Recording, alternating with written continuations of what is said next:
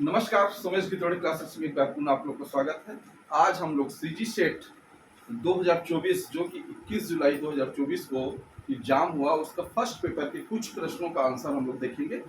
Mess reasoning संबंधित, data interpretation से संबंधित क्वेश्चन उतना टफ नहीं था, बहुत आसान क्वेश्चन आया था। आसानी से आप लोग मेरे ख्याल से 30-35 प्रश्नों को कर ही लिए होंगे। चलिए देखते हैं थोड़ा सा। शुरुआत करते हैं हम लोग डाटा इंटरप्रिटेशन से। ये क्वेश्चन जो आया था बहुत आसान क्वेश्चन था। एक सारणी दिया हुआ था डाटा इंटरप्रिटेशन में कि इसमें ये इस प्रकार का सारणी दिया गया है कि ये आपका वृद्धि वाला दिया गया है कि बिक्री का कारोबार और ईयर ये दिया है, बिक्री कारोबार और ईयर ये सब वृद्धि में दिया हुआ है। तो पहला क्वेश्चन इसमें दिया हुआ है कि 2015 और 2019 के मध्य अनुमानित प्रतिशत वृद्धि क्या है। अनुमानित प्रतिशत वृद्धि क्या है, ये प्रश्न देखिए। इसमें इस चार्ट के अनुसार हमको बताना है 2015 और 2019 के मध्य, तो 2015 ये हुआ और 2019 इन दोनों के बीच अनुमानित वृद्धि क्या है। तो देख लेते हैं दोनों का पहले से डिफरेंस निकालेंगे 379 और 63 का। तो 379 और 63 डिफरेंस निकालो, 9 में 3 गए 6, 7 में 6 गए 1 और ये 316। तब इसका वृद्धि देख लो, 63 में 316 कितनी बार जा है, तो ये 5 दिया 15, 5 6 30 31, 315 लगभग कितना 500% इसका जा रहा है। तो इसका सही आंसर होगा आपका 500%। याद रखेंगे 500%, सी इसका सही आंसर होगा 500। ये इसका आंसर हो जाएगा 500%। ये बहुत आसान सवाल था। दूसरा था पिछले वर्ष की तुलना के प्रतिशत के संदर्भ में किस वर्ष बिक्री कारोबार में अधिकतम वृद्धि हुई। तो दोनों को कंपेयर करना है कि कहाँ कहाँ वृद्धि हुई। तो पहले ये देखते हैं हम इस क्वेश्चन में कि वृद्धि कहाँ कहाँ पर हुई है। देखो 63 से 195 हुआ वृद्धि हुई, 195 150 हुआ ये नहीं हुआ वृद्धि, फिर 150 से 253 वृद्धि हुआ है ये, और 253 से ये हुआ। तो हम लोग तीनों को कंपेयर करते हैं किसमें ज्यादा वृद्धि हुआ है। तो देख लेते हैं हम लोग 63 से 195 डिफरेंस देखिएगा लगभग आपका 3 गुना है ये 63 से 195। ये 150 से 2 गुना से कम है, 253 से 379 ये भी डबल से कम है। तो सबसे ज्यादा वृद्धि यहाँ पर हुआ है 2016 में। तो इसका आंसर आ जाएगा आपका 2016। दूसरा का आंसर आ जाएगा 2016, ये सही आंसर है। तीसरा प्रश्न है कितने वर्षों में औसत से अधिक वृद्धि देखी गई। कितने वर्षों में औसत से अधिक वृद्धि। तो सबसे पहले आपको औसत निकालना है। तो औसत कैसे निकालते हैं आप लोग जानते हैं, इन सभी को जोड़ दो। आप जोड़ेंगे तो 63 plus 195 plus 150 plus 253 plus 379 upon 1 2 3 4 5 से डिवाइड कर दो, उसके औसत निकालते हैं। तो औसत निकालेंगे तो देख लीजिए जोड़ की इसको, 9 3 12 12 5 17 3 20 की 0 फिर 2 2 7 9 5 14 5 19 21 और 27 और 6 33 की 3 फिर 3 3 3 6 2 8 9 1 10 1030 भागे 5। एक बराबर जोड़ते हैं, 9 3 12 12 5 17 3 20 की 0 फिर 2 7 9 9 5 14 14 5 19 19 20 8 28 28 है 34 आएगा, 34 की 4 फिर 3 3 3 6 2 8 1 9 1 10 1040।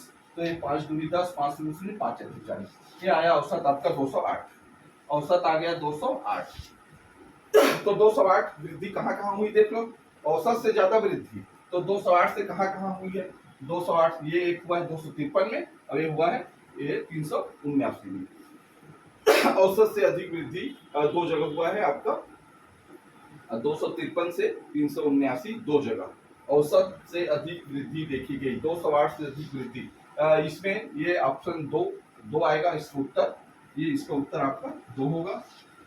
एक चीज और कर सकते हैं इसमें, देखिए 200 से अधिक वृद्धि बोलोगे तो ऐसे में एक चीज और, दोनों के डिफरेंस निकालेंगे आप लोग है ना। तो ये 200 से कम आ रहा है, नहीं होगा। ये दोनों भी 200 से कम आ रहा है, ये दोनों भी 200 से कम आ रहा है, तो ये भी 200 से कम आ रहा है। 200 से अधिक वृद्धि में ये किसी में फिर नहीं आएगा। तो इस स्थिति में तो ये सही उत्तर आपका 2 होगा। तो ये क्वेश्चन हो गया, इस बार इस प्रकार का आया था। दूसरा क्वेश्चन इस प्रकार का आया था, देखिए इसमें का एक चित्र दिया था, इसमें बोला गया है कि दिए गए चित्र के आधार पर कौन सा कथन सही है। ए बी तीनों आकृति एक ही आकृति है क्या, सेम आकृति है? तो नहीं, भी अलग अलग है। ये आपका स्क्वायर है, ये आपका सर्कल है, ये आपका ट्राइंगल है। तो पहला आंसर नहीं होगा।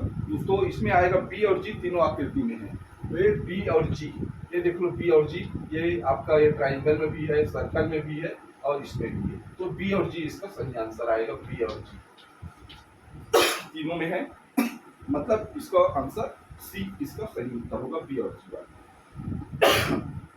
इसके बाद एक प्रश्न आप देखेंगे इसमें, एक और प्रश्न आया था, इसको मिटा देता हूँ मैं, उसके बाद क्वेश्चन को देखते हैं। जो प्रश्न आया था उसको एक बार देख लेते हैं।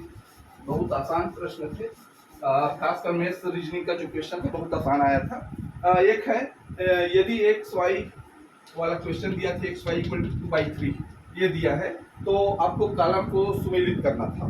तो कॉलम को सुमेलित करने में ये पहला क्वेश्चन दिया था आपका 2x अपॉन वाई, तो इसका आंसर क्या होगा? तो इसको रख देते हैं, x बराबर 2 है, y बराबर 3, तो 2 इंटू 2 अपॉन 3, तो 2 दूनी 4, 4/3, तो यह हो जाएगा 4/3 आएगा इसके जगह में। तो यह फर्स्ट का थर्ड हो जाएगा, इसमें फर्स्ट का थर्ड। दूसरा था आपका 3x अपॉन वाई, तो 3x की जगह में 2 रख देते हैं, 3 इंटू 2, वाई की जगह में 3, 3 दूनी 3 दूनी 6 और 3 3 एकम 3, 3 दूनी 6, ये 2, इसका आंसर 2 हो गया। इसमें देखिए कॉलम में जो दो दिया हुआ है, तो पहला का इस प्रकार ये दो, आप इसके आधार पर आप आंसर को टिक लगा सकते हैं कि एक ही ऑप्शन में है ये, कि आपका 2x वाई का 4/3 है और 3x अपन वाई का 2 है। इसको आप देख सकते हैं, ये भी बहुत आसान क्वेश्चन था। ये दो क्वेश्चन को सॉल्व करने से हमारा आंसर आ जाएगा। इसके बाद एक और क्वेश्चन था, सबसे बड़ा भिन्न पूछा था, महत्तम भिन्न कौन सा है? महत्तम भिन्न, महत्तम मतलब होता है बड़ा, बड़ा भिन्न इसमें दिया था आपका 6/23, 2/23, 5/23 और 19/23। देखिए अब इसमें क्या है, बड़ा भिन्न हमको निकालते हैं, तो छठवीं से आप पढ़ते आ रहे हैं इसको, पांचवी छठवीं में आ गया है। तो ये आप देखो, हर यदि बड़ा है, हर देखो एक समान है, हर जो नीचे का है वो हर कहते हैं इसको, ये एक समान है, तो ऊपर में जो बड़ी संख्या होती है वो भिन्न बड़ी होती है, ये रूल्स हम लोग जानते हैं। तो ये सबसे बड़ी संख्या आपका 19/23 हो जाएगा। बहुत आसान प्रश्न था। एक और दिया हुआ था आपका, विलोपित संख्या ज्ञात कीजिए, 10, 20, 31, फिर 56 और फिर 70 ऐसा दिया था। तो इसका क्या उत्तर? वो देखो आप इसमें ये इन दोनों के बीच डिफरेंस देखो, 10 और 10, 20, 10 का डिफरेंस, इन दोनों के बीच डिफरेंस देखो, 20 और 31 के बीच ये आपका डिफरेंस हो जाएगा 11 का।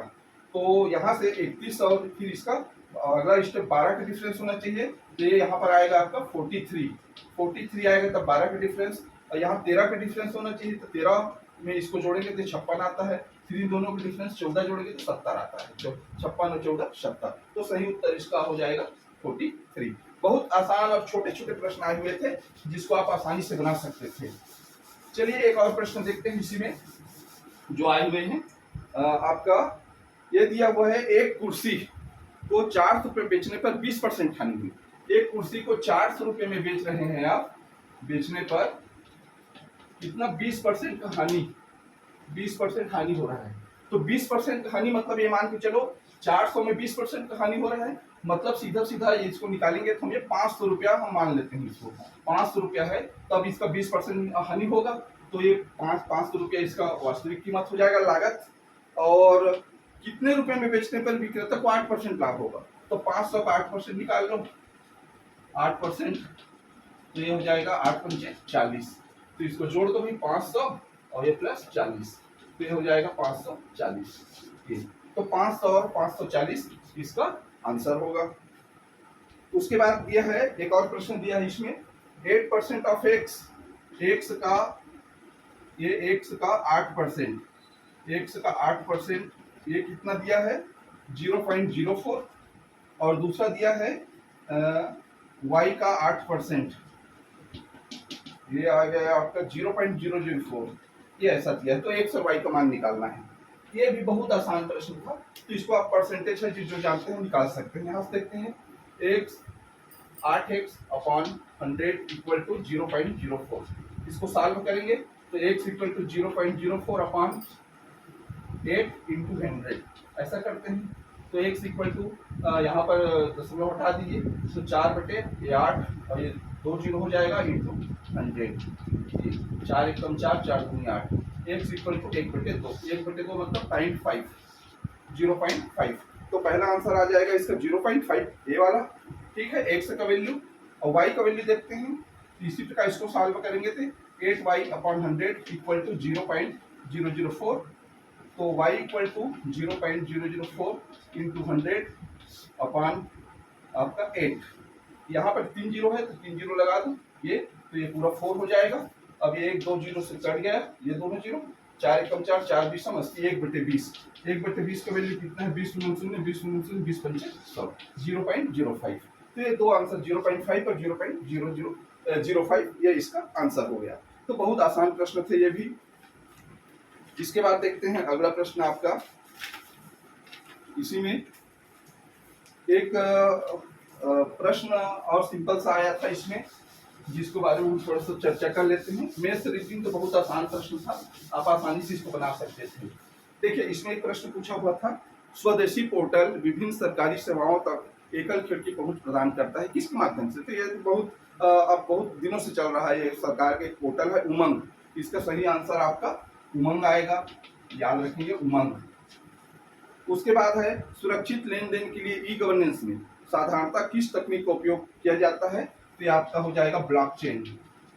ब्लॉकचेन है ना, ये क्रिप्टो करेंसी वगैरह में इसका यूज होता है। और ये बहुत आसान एक तो आया था मूक का फुल फॉर्म, मूक जो कि ऑनलाइन एक प्लेटफॉर्म है और ओपन ऑनलाइन प्लेटफॉर्म है उसका। तो मूक हो जाएगा मैसिव ओपन ऑनलाइन ये कोर्सेस, ये इसका सही उत्तर होगा, मैसिव ओपन ऑनलाइन कोर्सेस। इसके बाद और कुछ प्रश्न हम लोग देख लेते हैं जो परीक्षा में आया। जैसे छत्तीसगढ़ का सबसे पुराना ये पूछा गया था, छत्तीसगढ़ का सबसे पुराना आपका, इसको बताते हैं हम, ईमेल क्लाइंट पूछा था एक। ईमेल क्लाइंट क्या है? तो ईमेल क्लाइंट आपका जीमेल होगा, एकमात्र, या ऑप्शन में दिया हुआ है जीमेल, इसका सही उत्तर होगा। उसके बाद दिया है ओजोन की परत कहाँ पाई जाती है? बहुत आसान प्रश्न, हमेशा पढ़ते आ रहे हैं। तो ये हो जाएगा समताप मंडल में ओजोन परत पाया जाता है, ओजोन समताप मंडल में मिलता है। और उसके पश्चात हम लोग देखते हैं एक पर्यावरण संरक्षण के उद्देश्य से निम्न में से किसके दीर्घकालिक निम्न उत्सर्जन का प्रस्ताव अक्टूबर में पारित किया गया था, अक्टूबर 2020 में? तो ये इसका सही उत्तर आपका पेरिस समझौता होगा, पेरिस समझौता पर्यावरण संबंधित, ये हो गया। और उसके पश्चात आपका एक प्रश्न था वायुमंडल में हरित गैस प्रभाव का जीवन काल का सही क्रम बताइए। तो जीवन काल का सही क्रम तो ये आपका सतही मीथेन, नाइट्रस ऑक्साइड, सतही ओजोन, CFC। तो इसमें जीवन काल का सही क्रम बढ़ते क्रम में पूछा है ना, बढ़ते क्रम में। तो ये नाइट्रस ऑक्साइड सबसे लास्ट में आएगा, बी सबसे आखिरी में आएगा। तो देख लीजिए एक ही ऑप्शन है इसमें, C पहला आएगा, मतलब सतही ओजोन पहले होगा, फिर आपका मीथेन आएगा, उसके बाद आपका CFC2 आएगा और लास्ट में नाइट्रस। इसका एक पूरा जीवन काल का एक बना हुआ है, एक सारणी भी बना हुआ है। तो ये हो जाएगा। उसके बाद हम लोग देखते हैं एक सुमेलित कीजिए करके आया था, बहुत अच्छा प्रश्न, जो आप शुरू से देखते हैं कि विश्व पृथ्वी दिवस और विश्व पर्यावरण दिवस, आप उसको आसानी से बना सकते हैं। विश्व पर्यावरण दिवस 5 जून को होता है, 5 जून विश्व पर्यावरण दिवस, और 22 अप्रैल को होता है पृथ्वी दिवस। ये दोनों भी ऑप्शन यदि आप जान रहे हैं तो ऑप्शन आपका सही निकल आएगा। उसके बाद है आपका, उसके बाद देखते हैं कि ये दिया है भारत के उच्चतर शिक्षा प्रणाली में कौन सी प्रमुख समस्या की पहचान NEP 2020 द्वारा नहीं की गई है। तो ये दिया है सीमित शिक्षक और संस्थागत स्वायत्ता, एक अप्रभावी विनियामक प्रणाली, गंभीर रूप से खंडित उच्चतर शैक्षिक परिस्थिति, और उच्चतर शिक्षा में उच्च छोड़ने। ये ड्रॉप आउट या बिल्कुल नहीं है, स्कूलों में होता है ड्रॉप आउट, कॉलेजों में ड्रॉप आउट नहीं होता। तो ये आपका C जो है, D है, वो गलत है। इसमें इसका उसमें वर्णन नहीं है NEP में कि ड्रॉप आउट हायर एजुकेशन में है इसका।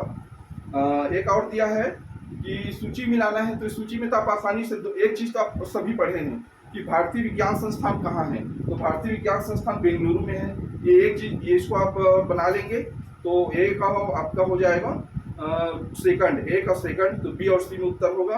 और एक आपका भारतीय पेट्रोलियम संस्थान है, भारतीय पेट्रोलियम संस्थान, ये आपका देहरादून में है। तो ये दो चीज पे बन जाएगा। केंद्रीय चमड़ा अनुसंधान संस्थान ये चेन्नई में है, और स्नातकोत्तर शिक्षा अनुसंधान संस्थान ये आपका चंडीगढ़ में है। ये हो गया इसका। उसके बाद एक प्रश्न आया था, भारत का प्रथम विश्वविद्यालय जिसकी स्थापना 1857 में की गई है, कौन से शहर में है? तो ये कोलकाता होगा। हम लोग जानते हैं कि प्रेसिडेंसी 3 थे उस समय, कोलकाता, चेन्नई और मुंबई, ये 3 थे। तो पहला जो है वो कोलकाता हुआ था। कोलकाता उसका सही उत्तर। छत्तीसगढ़ में सबसे पुराना विश्वविद्यालय, तो छत्तीसगढ़ का पुराना विश्वविद्यालय आपका खैरागढ़ है। खैरागढ़ संगीत विश्वविद्यालय, ये 1956 में बना है ना। अपनी पुत्री इंदिरा के नाम से इन्होंने इंदिरा संगीत कला विद्यालय की स्थापना की गई थी।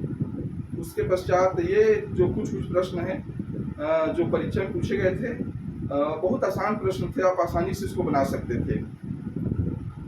कुछ प्रश्न और देखता हूं मैं, जो कि इसमें का है, ये हो गया करीब 15 या 20 प्रश्न मैंने बताया, जो कि बहुत आसान प्रश्न थे, जो सभी छात्र आसानी से बना सकते थे, इसको बहुत आसानी से बना सकते थे। इसमें एक और देख लेते हैं थोड़ा सा, ये वाला आप देख सकते हैं।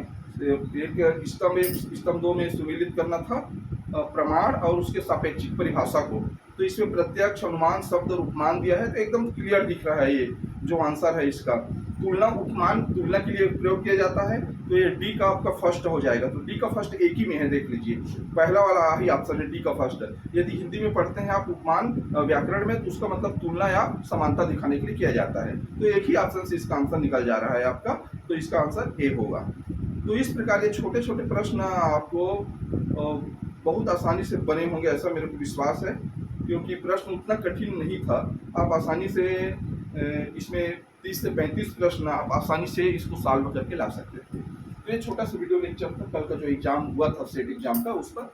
और आशा करता हूँ कि आप लोग का पेपर अच्छा गया होगा, क्योंकि डाटा इंटरप्रिटेशन भी बहुत कोई खास नहीं था, बहुत आसान था। मैथमेटिकल रीजनिंग वगैरह भी बहुत आसान थे। तो होप ऐसा आशा करता हूँ कि आप लोग सब अच्छे से बनाए होंगे। मैंने बहुत सा वीडियो लेक्चर अपलोड किया हुआ था, जरूर देखें मेरे चैनल को। यदि पसंद आए तो लाइक, शेयर और सब्सक्राइब जरूर करें। धन्यवाद।